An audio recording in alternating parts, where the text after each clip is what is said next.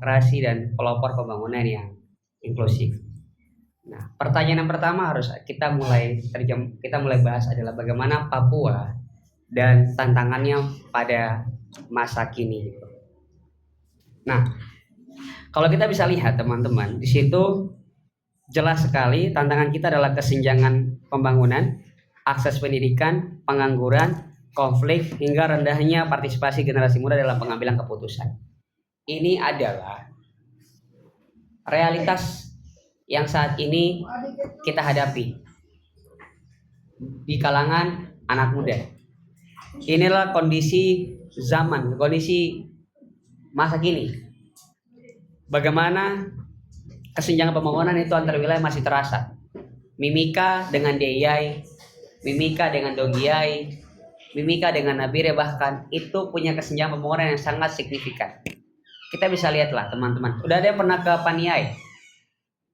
Udah bisa lihat bedanya. Ke Dogiyai juga berbeda. Kesenjangan pembangunan ini tentunya harus ada proses perbaikannya tentunya.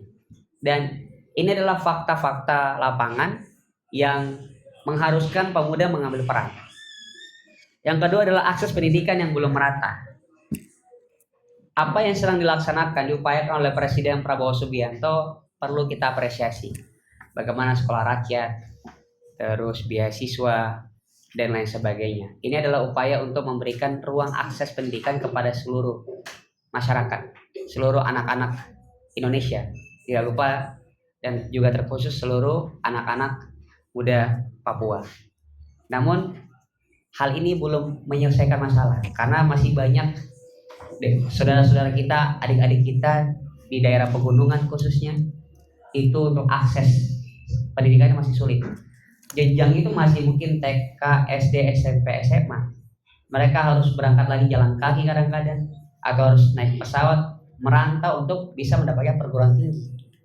Nah, selain itu infrastruktur pendidikannya yang belum mencukupi, belum terpenuhi. Nah, ini adalah persoalan-persoalan yang saat ini anak muda hadapi. Yang ketiga adalah pengangguran di kalangan pemuda. BPS mencatat bahwa saat ini pemuda itu usia produktif yang banyak sekali belum mendapatkan pekerjaan. Bahkan sekarang udah ada asosiasinya, Asosiasi Pencari Kerja Kabupaten Mimika. Saking susahnya dapat pekerjaan di sini. Dan itu isinya anak muda semua. Mereka yang baru lulus kuliah, baru lulus SMA, bahkan yang mungkin tidak lulus sekolah tingkatan SMA mungkin. Apa artinya? Bahwa tantangan-tantangan pemuda saat ini itu beragam dan variatif. Dan ini tentunya menjadi hambatan untuk bagaimana pemuda bisa berkontribusi terhadap pembangunan daerah. Kalau mereka nggak bisa selesaikan, mereka punya masalah, bagaimana mereka bisa selesaikan daerah punya masalah, kira-kira kayak gitu. Lalu yang keempat adalah konflik sosial dan juga rendahnya partisipasi generasi muda. Teman-teman, kita adalah penentu arah gerak bangsa. Hingga saat ini, sekitar 60% DPT Kabupaten Mimika itu diisi oleh anak-anak muda. Jadi kita ini kalau di pilkada, di pemilu, kita punya peran kita ini punya posisi paling strategis. Karena suara kita itu akan menentukan siapa yang akan memimpin daerah, bangsa, bahkan bangsa ini gitu. Nah, namun fakta di lapangan banyak sekali anak muda yang dia pasif terkait demokrasi, dia pasif terkait pemilu, pilkada. Dia malas-malas. Kalaupun dia serius, ada uangnya biasa. Itu adalah fakta politik saat ini. Anak muda banyak digerakkan bukan oleh pikiran-pikirannya, tapi oleh suruhan orang tuanya, suruhan teman-temannya, ikut-ikutan, atau karena adanya tawaran-tawaran uang di situ. Ini adalah satu fenomena yang semakin lama kalau dibiarkan berlarut akan memberikan konsekuensi negatif terkait bagaimana peran pemuda di masa depan, khususnya di Kabupaten Mimika. Nah, oleh karena itu dari gambaran ini kita harus mulai merefleksikan kira-kira kita di mana saat ini. Kita sudah selesaikan masalah-masalah apa aja? Apakah kita sudah bisa menyelesaikan persoalan kesenjangan, akses dan sebagainya, atau seperti apa? Di mana kontribusi ide kita, di mana kontribusi pikiran-pikiran kita, tindakan-tindakan atau peran-peran aktif kita di dalam pembangunan daerah, khususnya di Kabupaten Mimika, dengan situasi yang saat ini kita hadapi. Ini adalah tabir yang harus kita sampaikan kepada teman-teman, bahwa ingat, banyak pengangguran. Ini yang terjadi sama kita, susah cari kerja. Jangan sampai kamu orang masuk juga asosiasi pencari kerja lanjutan. Ini berbahaya. Kita buka pikiran kita untuk mencoba melakukan inovasi-inovasi yang lebih baik di masa depan. Selanjutnya, yang kedua adalah tentang merawat damai. Hari ini saya akan mencoba menggambarkan terkait apa sih yang menjadi poin-poin dari tema yang ada dalam kegiatan kita hari ini, sore hari ini. Dalam konteks merawat damai, damai bukan hanya tidak adanya konflik, tapi damai adalah hadirnya rasa aman, saling menghargai, dan keadilan bagi semua orang. Sebagai anak muda Papua, kita memiliki tanggung jawab untuk menjaga dan merawat perdamaian. 1. Menolak politik kebencian. 2. Menjadi agen persatuan. 3. Mengutamakan dialog. Saat ini teman-teman udah tahu, per hari ini sudah terjadi perdamaian. Konflik di Kuamki Narama sudah patah panah. Ini masyarakat Kuamki. Jadi sudah damai. Ini yang kedua kali ya patah panah ya. Kedua kali. Pertanyaan teman-teman tahu nggak faktanya bahwa mereka yang perang, nanti kalau salah dikoreksi gitu, itu rata-rata anak-anak muda, usia-usia produktif. Mereka ikut perang, ikut panah, ada yang jadi korban, itu usia-usia yang produktif. Nah, yang menjadi pertanyaan, artinya bahwa kalau kita coba pakai logika terbalik, perdamaian bisa tercapai, bahkan konflik bisa dihindari kalau anak mudanya itu punya peran aktif untuk menjaga perdamaian. Masalahnya, konsepsi tentang perdamaian itu tidak benar-benar masuk ke dalam pikiran-pikiran kita semua. Kenapa? Karena kita masih banyak dihinggapi oleh pikiran-pikiran adat, ya kan? Nggak salah juga, itulah hukum adat, ya kan? Tapi kadang-kadang sebagai pemuda kita harus lebih inklusif melihat persoalan itu. Nah, kadang-kadang kita juga sebagai anak muda itu tersulut emosi karena mungkin keluarga yang kena dan sebagainya. Nah, hal inilah ketika pemuda dalam masa-masa aktifnya tidak bisa mengatur emosinya, maka pasti akan melahirkan kebencian. Dan ketika kebencian dipolitisasi, maka lahirlah chaos dan kekacauan itu sendiri. Bisa jadi anarko atau bahkan bisa mengalami situasi yang anarkis. Nah, inilah yang coba kita sebagai pemuda harus mulai memikirkan. Yang kedua adalah menjadi agen persatuan. Teman-teman, pertanyaannya sederhana. Kira-kira saya bertanya sama teman-teman di sini. Waktu kacau di Kuamki Narama, konflik, di mana kita sebagai pemuda? Apakah kita apatis saja? Apakah kita punya peran aktif kah? Atau seperti apa? Di mana kita ketika ada banyak korban yang berjatuhan akibat kena panah dan lain sebagainya? Padahal di situ kita punya posisi peran. Oke lah, Bang, saya ini kan bukan suku situ. Oke, pertanyaannya sekarang, teman-teman yang lain dari Kuamki misalnya, atau teman-teman orang yang merasa Papua, di mana kalian? Di mana narasi-narasi perdamaian kalian? Untuk menyuarakan, ayolah stop konflik. Di mana kita? Ketika situasinya semakin memanas, hampir 8 bulan baru semuanya bisa selesai. Apakah perlu korban lagi?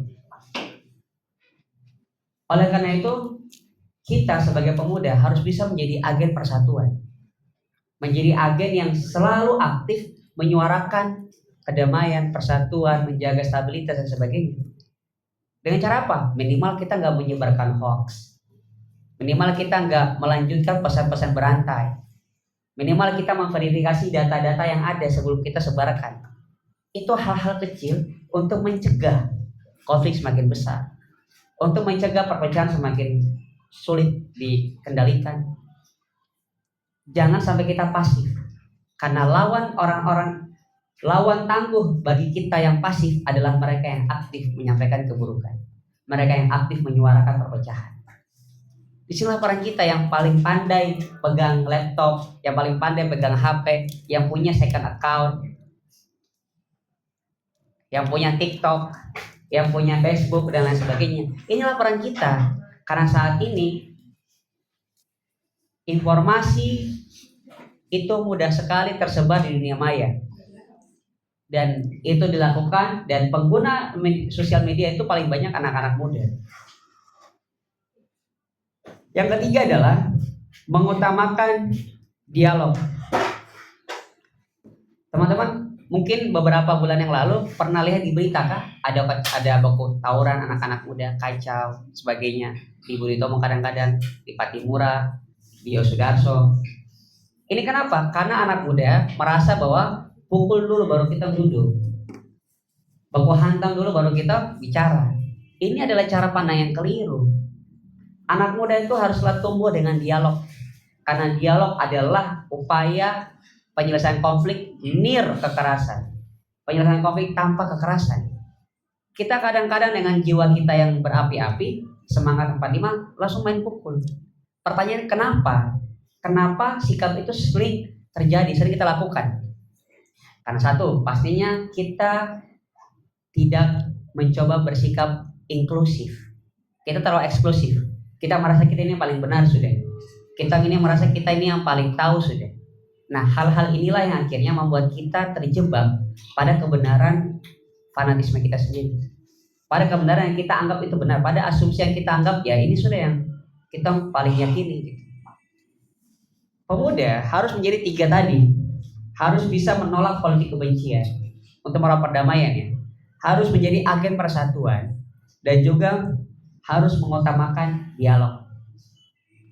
Penyelesaian dengan dialog selalu melahirkan solusi-solusi yang lebih baik tanpa korban, tanpa pelaku atas kekerasan. Selanjutnya adalah masuk ke dalam penguatan demokrasi. Demokrasi nggak selalu dekat atau berkaitan langsung dengan pemilu atau pilkada. Tapi demokrasi juga ini berkaitan dengan bagaimana caranya kita bisa berpartisipasi aktif sebagai warga negara untuk mensukseskan visi misi negara, tujuan negara yang termaktub dalam Undang-Undang Dasar 1945. Gimana caranya peran kita? Saya selalu yakini bahwa kita tidak perlu memulai dengan hal yang besar. Kita bisa melakukan dengan hal-hal yang kecil, seperti kita mulai berani bersuara, menyampaikan pandangan. Jadi seorang mahasiswa contohnya, kalau misalnya kalian berbeda pandangan dengan kalian punya dosen, sampaikan, suarakan bahwa ini salah, yang ini benar. Untuk di wilayah masyarakat, silakan berada atau aktif dalam agenda-agenda RT misalnya, agenda RW, atau komunitas-komunitas kekeluargaan. Berani menyampaikan sesuatu, berani berpendapat berdasarkan argumentasi yang jelas. Yang kedua adalah berani terlibat dalam komunitas, kelembagaan, ikut organisasi dan sebagainya. Ini adalah upaya kita untuk mencoba mengupgrade diri. Karena orang yang hanya terkungkung dalam dia punya cangkang, itu pasti berpikir lingkaran itulah yang paling benar. Dan kalau orang sudah eksklusif, pasti ketika ketemu kebenaran yang lain mereka nggak bisa terima. Kalau nggak bisa terima pasti akhirnya konflik, kekerasan, atau bahkan ada korban-korban lainnya. Yang ketiga adalah berani mengawasi. Teman-teman, terlalu banyak dugaan korupsi di kabupaten ini. Pertanyaan, di mana kita selama ini? Ada korupsi perumahan, ada korupsi di pertanian, dan sebagainya. Ini padahal tugas kita untuk mengawasi. Kita mengawasi bagaimana jalannya pemerintah.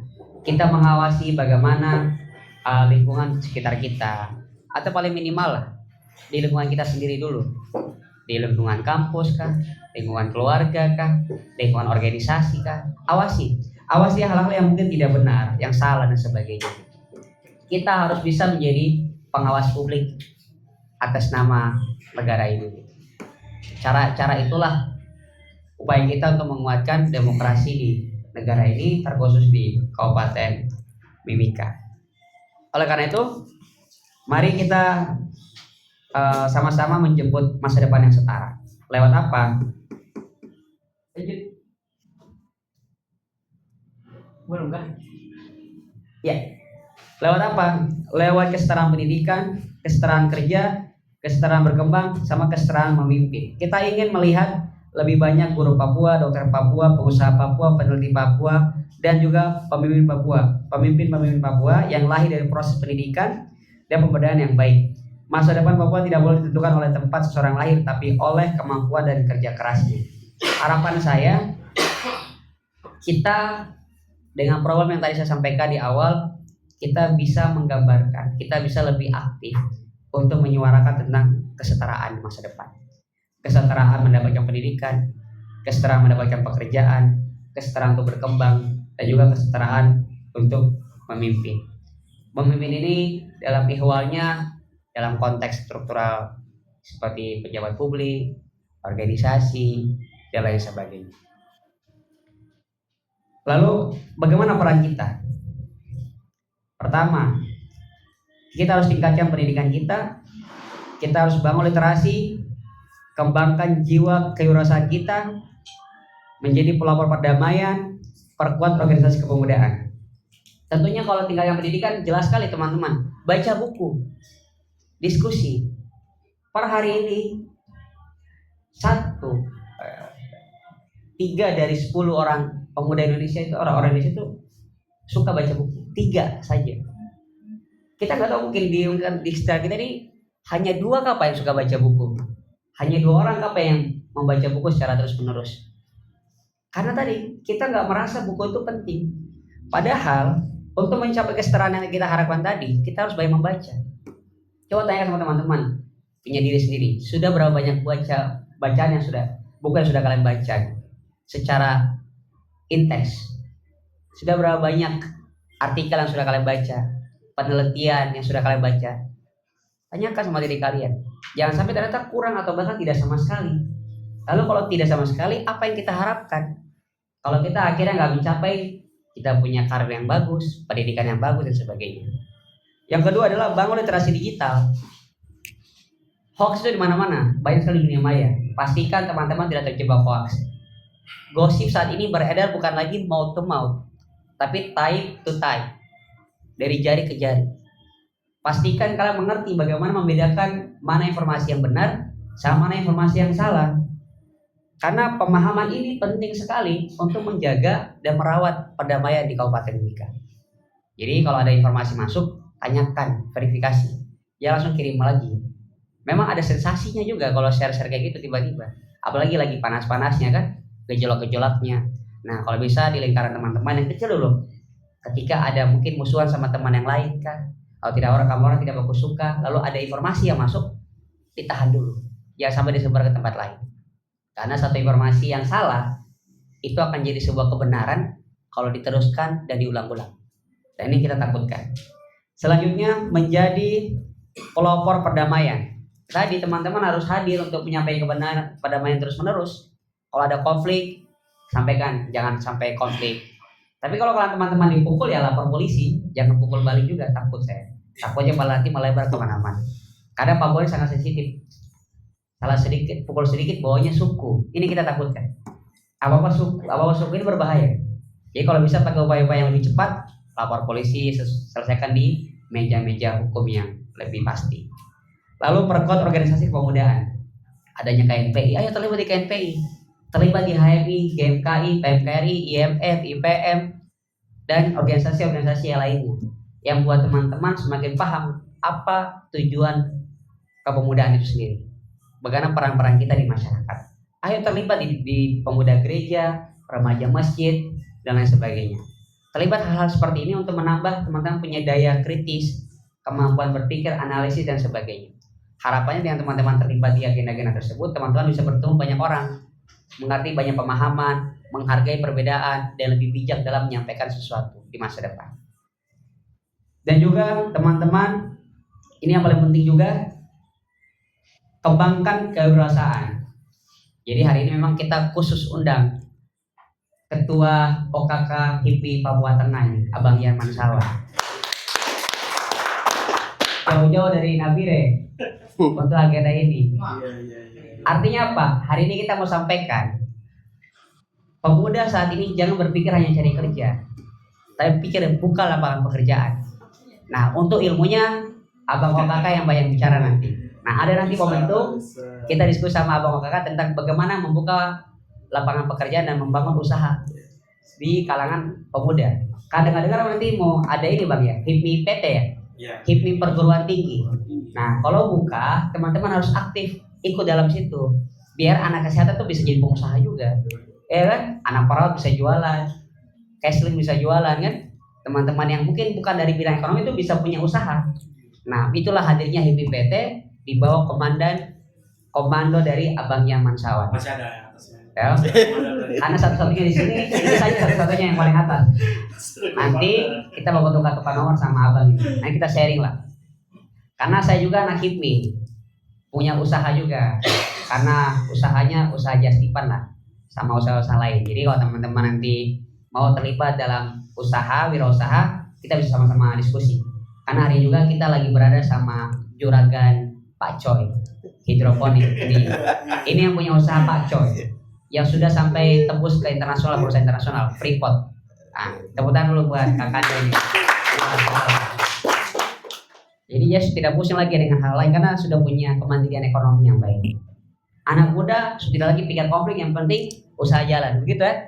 Nah, lalu saya ingin sampaikan terakhir sebagai penutup bahwa Papua tidak kekurangan sumber daya, Papua tidak kekurangan potensi, Papua tidak kekurangan anak-anak muda hebat.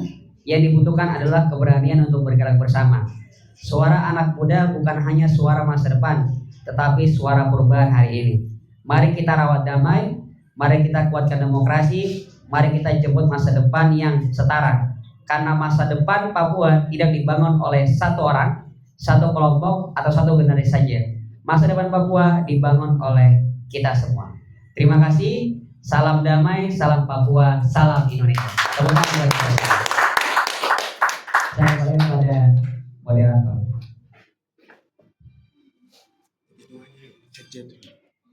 Kau dulu, harus sih penutup. Baik, terima kasih Pak Ketum Jawa untuk materi yang sangat luar biasa. Selanjutnya kita masuk di pemateri yang kedua. Sekjen MPSI. Bang Sekjen. Sekjen untuk pemateri. Silakan Bang. Kenalan juga MPS ini. Siap. Baik, moderator yang ganti, terima kasih atas waktu yang diberikan kepada kami.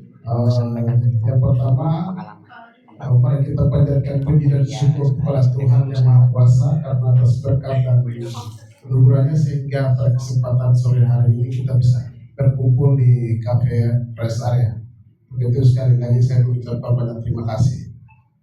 Dan juga saya mengucapkan terima kasih kepada Ketum Konsola. Terima kasih sudah menerima kami di tempat ini, dan juga Bang Yan, hormat bisa bergabung dengan kita, dan juga Ketum luar biasa, anak muda yang punya hidroponik. Iya, hidroponik. Siap, luar biasa, dan juga teman-teman GMKI dan juga teman-teman CIPA yang lain. Mohon maaf saya belum bisa sebut satu-satu, tapi mungkin itu adalah bagian dari program yang bisa saya sampaikan. Dan perkenalkan, nama saya Charles Tosai, biasanya dipanggil Cano, dan kami sementara kompesnya di Jakarta. Dan kalau bicara MPSI ini dia baru, mungkin kurang lebih sekitar 6 bulan. Jadi MPSI bergerak di bidang riset dan advokasi dan jaringan lokal. Tadi mungkin Ketum HIPMI sudah banyak cerita mengenai bagaimana persoalan Papua khususnya di Timika, dan persoalan-persoalan narasi dan juga tantangan kehidupan yang ada di seluruh tanah Papua. Di sini sebenarnya ada kekosongan. Yang harus bergerak adalah teman-teman pemuda, anak muda yang harus bergerak untuk menyuarakan. Karena orang Jakarta melihat itu Papua itu ya mohon maaf ya terbelakang, kemudian lebih kepada konflik dan hal-hal yang memang lebih banyak negatif lah seperti itu. Sehingga MPSI ini hadir untuk bagaimana menyuarakan dan mengadvokasi hal-hal yang selalu tidak benar diperlihatkan di media. Media hari ini kan TikTok, Instagram, dan juga WhatsApp group banyak sekali hal-hal yang sebenarnya itu bisa diuji kebenaran, tapi begitu langsung potret atau divideoin langsung berkembang melalui WhatsApp group, itu sudah orang melihat bahwa inilah sesuatu yang benar gitu. Sehingga disinilah tugas kita sebagai anak muda, bagaimana kita memberikan edukasi kepada masyarakat umum bahwa sesuatu yang beredar secara masif itu bukan sesuatu yang benar, tapi kita perlu bagaimana untuk mengcross-check dan menarasikan sesuatu dan memberikan ketenangan kepada kelompok atau masyarakat yang kita tempati begitu. Sehingga disitulah cikal bakal MPSI untuk membuka jaringan lokal, dan MPSI ini sudah ada, bukan sudah ada, tapi sudah bergerak di beberapa tempat seperti Manokwari, kemudian di Jayapura, di Merauke, kemudian di Timika, mungkin ini yang kedua. Timika ini yang kedua. Sehingga lebih kepada mengadvokasi. Sehingga anak muda kita harus banyak berperan untuk mengadvokasi sehingga apa yang terjadi di dalam di tanah Papua ini kita benar-benar memberikan edukasi kepada publik di luar dari Papua. Kemudian terkesan bahwa Papua ini seolah-olah itu kita ada dalam tantangan kehidupan yang lebih kepada tersorot dengan hal-hal yang tadi saya sampaikan itu, sehingga lebih kepada bagaimana kita lebih berfokus sebagai anak muda yang punya masa depan, kita sendiri yang memulai dan kita yang memberikan edukasi kepada kita punya masyarakat itu. Dan kita lihat hari ini bahwa kita berbicara agak lebih ke atas lagi bahwa Papua itu kan diberikan dana otonomi khusus. Di dalam Undang-Undang Nomor 2 Tahun 2021 itu ada revisi terkait pemekaran dan penambahan anggaran dari 2% menjadi 2,25% dan ada penambahan pemekaran provinsi. Hari ini kita Papua sudah menjadi 6 provinsi dengan maksud dan tujuan pemberian provinsi dan anggaran adalah supaya Papua lebih maju lagi dan selama ini yang sulit dijangkau itu bisa terjangkau dengan pembangunan. Dan juga di dalam undang-undang otsus itu dia memberikan kewenangan dalam keafirmasian politik. Politik yaitu gubernur wajib orang asli Papua dan wakil gubernur. Kemudian bupati dan wali kota tidak dilibatkan atau dia hanya los. Dan juga di dalam afirmasi politik juga DPR pengangkatan dan juga DPR provinsi dan kabupaten itu diangkat melalui jalur pengangkatan adat. Kalau dari sisi politik kita melihat ada sesuatu yang kurang di sana. Seperti kalau memang otonomi khusus ini kalau dia mau kasih sepenuhnya kepada orang asli Papua, itu dari gubernur, wakil gubernur, bupati, wali kota itu sepenuhnya harus orang asli Papua. Supaya apa teman-teman? Tadi Bang Ketum sudah banyak menjelaskan terkait tantangan sosial yang ada di bawah. Hari ini kita menarik soal kesehatan, kemudian soal pendidikan. Hari ini rata-rata data OAP orang asli Papua itu tidak sepenuhnya itu mereka di sekolah. Kadang terpengaruh dengan kondisi lingkungan. Hari ini tadi Puan bilang kan ada perdamaian. Kondisi perang semacam ini, itu anak muda, anak usia 3 atau sampai dengan 10 tahun, itu mereka tidak mungkin akan sekolah. Pasti terjebak dengan kondisi seperti itu. Akhirnya pasti, ini karena saya punya mama atau apa, mereka perang, saya ngapain juga saya pergi sekolah. Sehingga disitulah kita sebagai kader muda, sebagai anak muda yang punya pikiran untuk membangun, itu kita harus memberikan pemahaman. Pemahaman dari anak-anak muda itu sangat penting sekali untuk keselamatan suatu daerah. Apalagi kita bicara kesehatan. Kesehatan hari ini kita sangat masih minim. Di tenaga nakes ini sangat dibutuhkan. Kemudian fasilitas kesehatan ini juga sangat dibutuhkan. Kemudian tenaga guru ini juga sangat dibutuhkan. Rata-rata saya lihat itu teman-teman kita anak muda, khusus kita WAPI itu kita lebih banyak terjerumus di dalam politik praktis. Tidak mau berjuang seperti kita punya kawan Painus ini. Kita melihat itu sesuatu yang asik bagi kita itu. Tapi ketika di situlah ada berkat di sana. Di situlah ada hal positif bagi kita di sana. Tapi kita jarang sekali bertumbuh dan mau ambil bagian di posisi itu. Kemudian kita juga harus hadir sebagai orang yang punya punya talenta atau punya pengaruh di dalam kelompok. Tidak bisa kita hanya berpikir terlalu individualis, tapi bagaimana kita mengajak teman-teman untuk mengarah hal-hal yang positif. Kita mengajak mereka untuk bergabung dalam organisasi. Organisasi dia tidak hanya sebatas organisasi, tapi disitulah proses pekaderan, kemudian proses kebersamaan kita akan lahir di sana. Dan organisasi itu juga akan memberikan kita banyak hal semacam pekerjaan. Dan HMI seperti HMI ini kan punya jaringan besar sampai di Jakarta. Siapa tahu dari di antara kita di dalam ruangan ini ada yang jadi komisaris di Jakarta, ada yang jadi DPR, ada yang jadi bupati. Ini semua berawal dari organisasi, semua berawal dari hal-hal yang positif.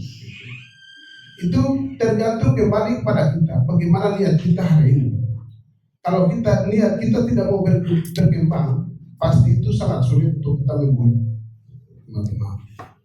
Sehingga bagaimana Papua atau Timika hari ini kita mau majukan tergantung kepada kita. Kita harus hari ini saya bikin apa? Hari ini apakah saya sekolah atau tidak? Kalau kita memang sekolah, sudah kita harus tekuni itu. Kemudian sekolah tidak hanya sekolah atau kuliah, pulang, tapi kita harus menyebar kepada masyarakat. Jadilah kita sebagai pendamai. Supaya konflik-konflik yang terjadi ini tidak selalu terus terjadi. Apalagi hari ini kan di Papua ini kan kita tidak mengalami konflik horizontal, tidak, tapi konflik vertikal. Ini kan banyak sekali terjadi. Dan juga narasi-narasi yang kurang bagus itu kadang menimbulkan kecemburuan sosial juga. Narasi-narasi ini kadang menimbulkan juga pertentangan di dalam bernegara. Seperti hari ini kita lihat ada kejadian penembakan di Paniai, terjadi di Puncak. Ini kan sesuatu yang pasti sesuatu yang sudah terjadi. Tapi bagaimana kita sebagai anak muda menarasikan sesuatu supaya tidak membuat menakutkan terhadap kita punya masyarakat. Karena konflik ini bisa akan berakibat pada konflik-konflik yang lebih besar, konflik SARA. Dia bisa berakibat kepada ini orang Bugis, ini orang Makassar, ini orang Jawa. Itu bisa saja terjadi.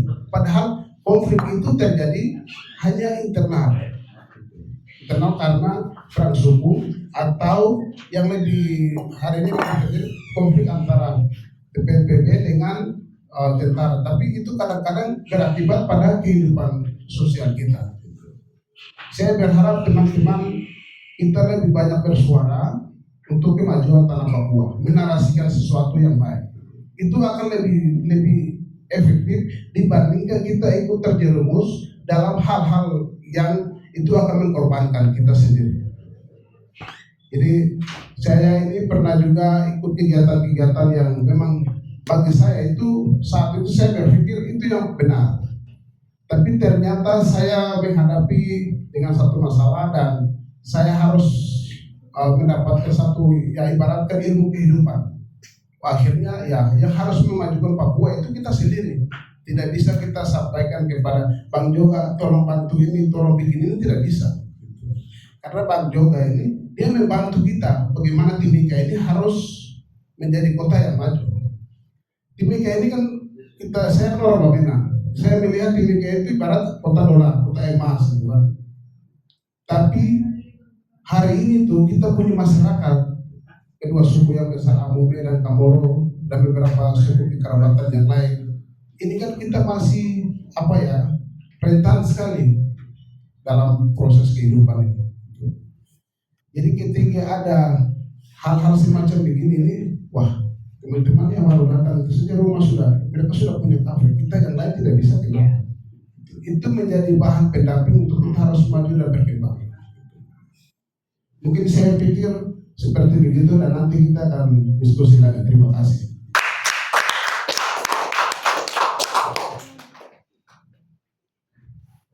Terima kasih Ganda.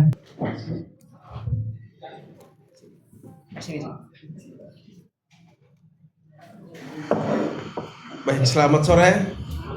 Assalamualaikum warahmatullahi wabarakatuh. Shalom. Amolongo. Limau. Saipa. Baik, terima kasih untuk waktunya kepada saya. Yang saya hormati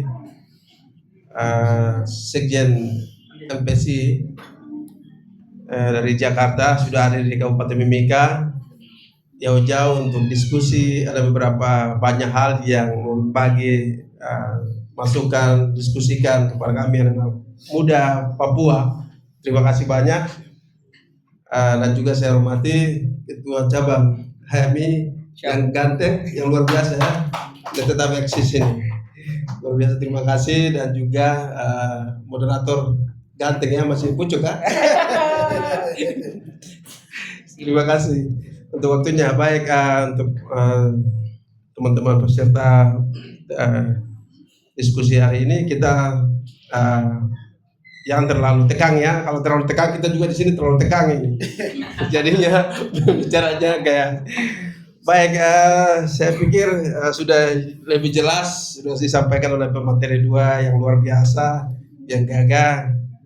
Saya pikir ini sangat luar biasa sekali diskusi hari ini dengan tema merawat damai, menguatkan demokrasi, menyebut masa depan yang setara.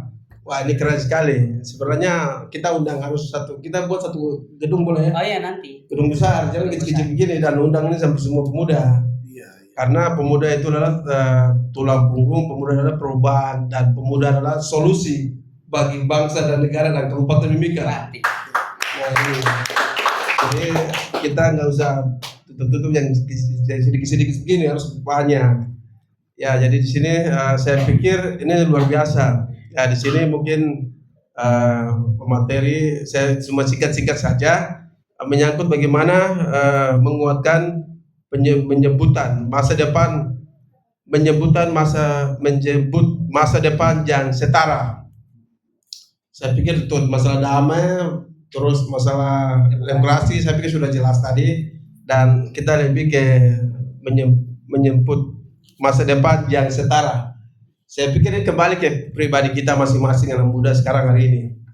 Jadi anak muda sekarang hari ini kan kita lihat banyak ini, khususnya kami orang Papua ya. Anak-anak Papua itu kita kuliah itu kan lebih fokus cuma dua. Yang pertama ke pemerintah, yang kedua Freeport. Karena sini paling banyak uang itu ada di situ katanya. Jadi maunya orang Papua, anak Papua itu maunya langsung jadi maunya nggak mau jadi bawah mulai, maunya langsung jadi, maunya besar. Sebenarnya di Papua itu banyak peluang, banyak potensi yang kita bisa angkat. untuk menjadi pengusaha-pengusaha yang sukses. Ya, jadi kita lihat anak muda itu kebanyakan tuh kita fokusnya ya, pikiran kita lebih ke perusahaan dan juga di pemerintah. Jadi di sini saya mau diskusikan bahwa pengalaman saya sebenarnya bukan background untuk pengusaha, tapi bagaimana saya mau belajar dari dalam studi kuliah saya itu. Sebelum saya selesai itu saya sudah punya pengen sekali saya mau belajar bagaimana berwirausaha. Jadi lebih kepada untuk pengolahan budidaya hidroponik ini.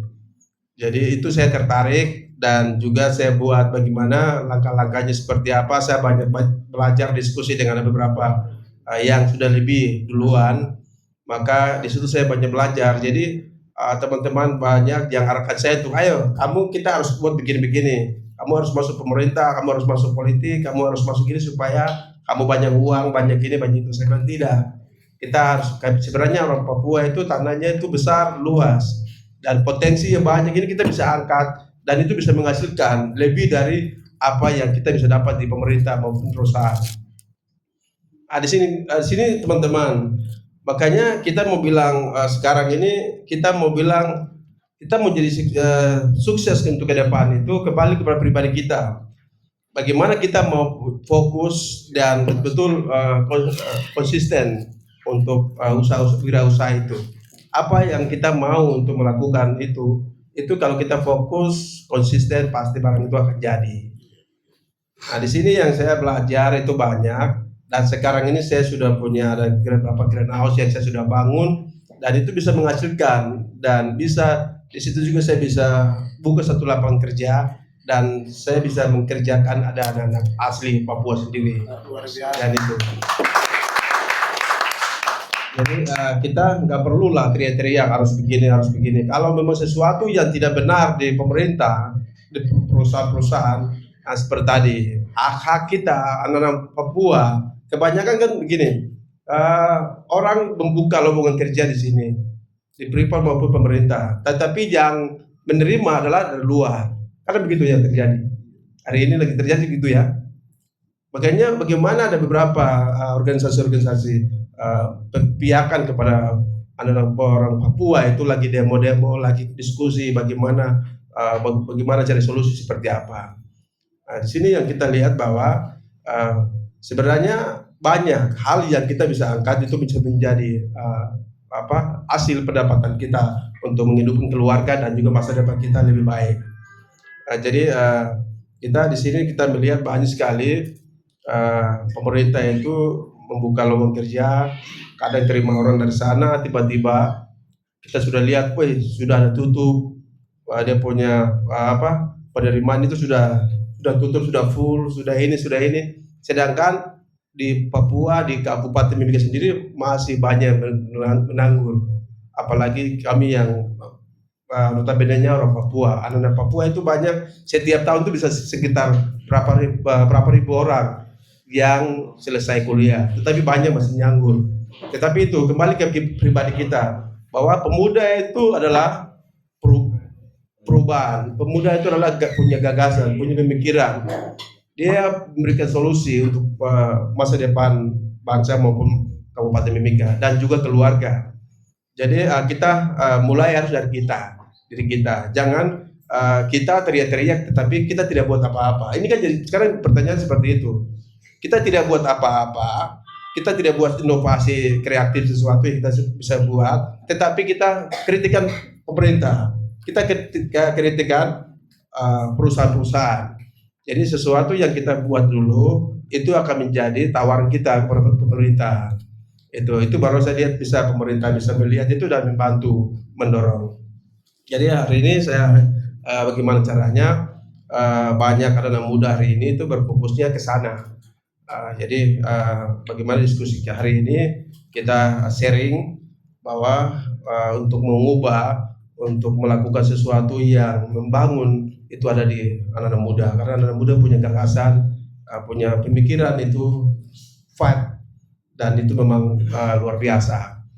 Itu yang selama ini kami lihat di Kabupaten Mimika itu betul tadi Pak Sekjen MPSI sudah sampaikan bahwa di Mimika itu orang bilang kota dolar, kota emas ya, dan mungkin orang-orangnya juga semua emas. Kadang begitu ya, kadang uang itu mungkin tak buang-buang, mungkin di jalan-jalan, tapi kenyataannya di sini banyak anak-anak muda itu nganggur. Nganggur banyak. Ada ngamen-ngamen, sudah ngamen-ngamen minta uang itu ada banyak di kios di warung-warung itu ada. Betul atau tidak? Betul. Ya? Betul. Ada yang lagi makan sudah minta om 1.000 kah, om 5.000 kah. Padahal ini orang-orang anak-anak muda ini. Kita sudah jadi anak muda. Nah, ini yang terjadi. Jadi bagaimana anak-anak muda adalah bagaimana kita kolaborasi untuk membangun dan untuk bagaimana kita buat salah satu lapangan kerja dan juga terobosan-terobosan usaha-usaha peningkatan untuk bersaing dengan teman-teman di luar itu kembali kepada kita sendiri.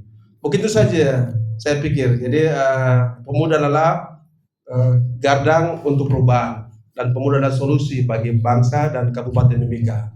Mungkin seperti itu. Sekian, salam.